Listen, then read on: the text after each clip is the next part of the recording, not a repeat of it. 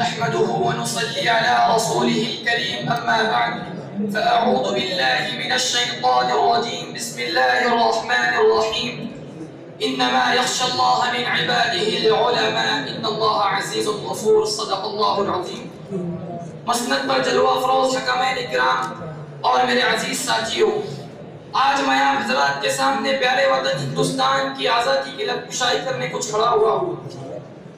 مسلمانوں نے اس ملک کو وہ پیار اور مٹھاس اور وہ محبت دی ہے جس کا نہ تو دنیا میں کوئی تول ہو سکتا ہے اور نہ ہی کوئی مول، اس لیے کہ مسلمانوں نے ہی کہا تھا اگر بر جنت روئے زمین است ہمی است ہمی است ہمی است۔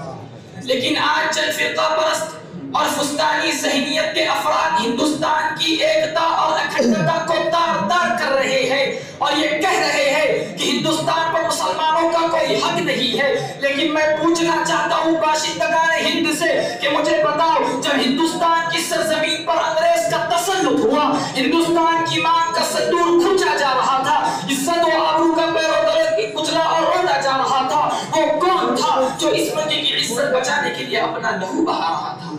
آج تم ہم سے سند وفا مانگتے ہو اور صورت سے زیادہ وحشت توحید تحریک آزادی میں ہمارے کردار کو مشکوک نگاہوں سے دیکھتے ہو تو سنو، ہم ملک کے رکھوالے اور محافظ ہیں، احسان فراموش تم ہو کہ تمہیں آزادی کی پرسکون فضائیں ہم دے دی۔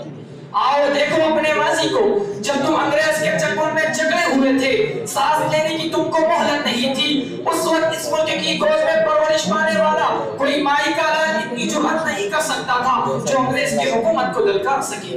لیکن دیکھو ہماری بے باکی کو، جس نے سب سے پہلے آواز اٹھائی، وہ شیر دل انسان، انسانیت کا مسیحا شاہ ولی اللہ محدث دہلوی کا فرزند شاہ عبدالعزیز تھا۔ شاہ عبدالعزیز کی آواز کیا تھی؟ وہ آواز یہ تھی کہ انگریزوں کے خلاف جہاد کیا جائے اور ملک ہندوستان کو آزاد کیا جائے۔ اسی آواز کے سارے علماء ہند اور خاص طور پر علماء دیوبند اپنے سر سے کفن باندھ کر میدان میں نکلے۔ پھر تاریخ نے دیکھا کہ علماء کو توپ کے منہ پر باندھ کر گویا داغ دیا جاتا۔ رب کی قسم، علماء کرام کے گوشت کے لوکھڑے ہو گئے، فضائے آسمانی خون سے رنگین ہو گئی۔ یہ بھی ہوا کہ علماء کے جسموں کو تانبے سے دھاگا گیا، علماء کو سوروں کی کھالوں میں بند کر کے جلتے ہوئے تنور میں ڈالا گیا۔ لمحات تاریخ نے یہ بھی دیکھا کہ علماء کو باریوں میں بند کر دیا جاتا اور گولیوں کا نشانہ بنا دیا جاتا تھا۔